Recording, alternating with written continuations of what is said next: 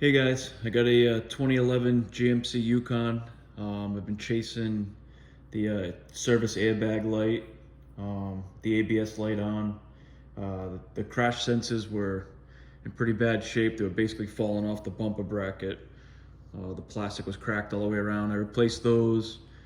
Didn't shut the light off, so I started chasing the wiring. Loose connections, they're known for having loose connections. So I went to I started removing this passenger seat and noticed this yellow connector. And every time I made a move, so I did the ones between the seats and the center console that didn't do anything. Every time I disconnected a connector, reconnected it, I checked to see if the airbag light would go off. I also did the one in the driver's side kick panel, disconnected that, connected it, didn't shut it off.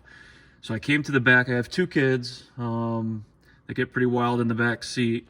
And as I was unbolting this passenger seat, I noticed, like I said, this yellow connector. And if you can see it, it's actually pushed up. So what I did was I disconnected it, wiggled the terminal, and then turned the truck back on and the airbag light's off. There's also one on the driver's side, and you can see with the mats in the way, you can't really see it, but you can tell that they put their feet right on it and they're kicking this thing non-stop. And this one's the same thing. It almost looks like I don't know if you can tell, but there was like corrosion underneath it in the backside of this wire. I did do this one too. I went to turn the ignition back on. The airbag light was still on. So when I did the passenger one, that ultimately shut it off. So loose connections are real. The reason why I was taking off the passenger seat, there's a ground underneath the seat held by a 10mm nut. I'm not even gonna get to the ground. This solved the issue, and the fact that it's popped up the way it is. Let's see if I get you could tell that it was kicked. So it was kicked, pushed over, and if you look on the right side, this side of the connector is kind of buried into the floor plate.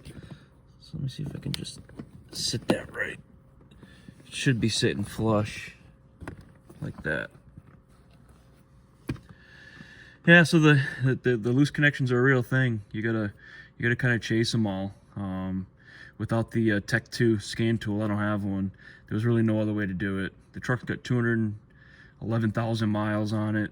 The sensors, the crash sensors looked bad. Figured it made sense to swap them out. They're not cheap. It was like $250 for two of them. That didn't solve it, which was kind of depressing. And then now wiggling this connector and shutting the light off, salt in the wound. But hey, here's what it is. Hopefully this helps some people, especially if you have kids in the back of your truck. I'd look here first. Thanks.